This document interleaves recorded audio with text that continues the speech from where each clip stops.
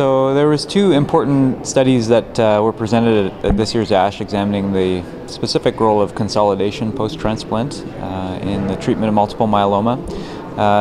As always, there's a distinction between the American approach, which was presented today as a late-breaking abstract, would be the focus of this comment, as opposed to the European approach, which has been presented in multiple different formats through the ASH meeting this year.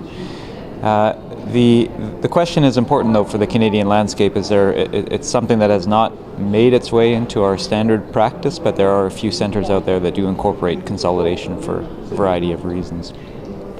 So focusing specifically on the American presentation today, the BMT-CTN study, the protocol there was irrespective of what patients received as induction treatment. They were then entered into the study at the time of transplant and then randomized into three arms. The first arm could be a tandem transplant. The second arm was a transplant followed by a consolidation approach with lenalidomide, bortezomib, and dexamethasone. And then the last arm, which was an arm that's much more standard and near and dear to our hearts in Canada, which is simply transplant and then moving directly to maintenance therapy. Every patient did get maintenance therapy, and the maintenance was continued until progression.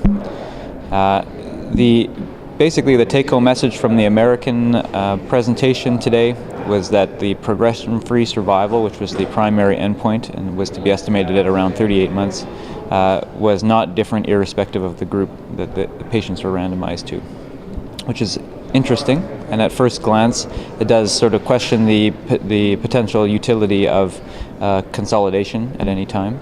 However, there are some nuances there, the biggest one being that the American study did not control whatsoever for what patients received prior to the actual randomization and the consolidative approach. So this raises a number of questions and certainly is in direct contrast to the European approach, which clearly did control what patients received prior, and in that study all patients received Cybor-D for 4 cycles, followed by either no transplant with VMP, quote-unquote consolidation, or transplant followed by RVD consolidation, and then moving on to lenalidomide maintenance. So really at the end of the day, what it may simply say is that at some point in the induction therapy, a more potent triplet is beneficial, that you need something like bortezomib, lenalidomide, and dexamethasone for a few cycles, but it may not really matter exactly when you give it. And that may be the reason why there is a small but still a somewhat beneficial impact of that minor bit of consolidation that patients got in the European trial. At the end of the day, the relevance of these particular studies in the context of the much more potent triplet-based induction/consolidation regimens that include carfilzomib, lenalidomide, and dexamethasone remains to be seen. These newer generation triplets are certainly giving much higher than ever expected deep response rates, but as always, long-term follow-up is going to be required.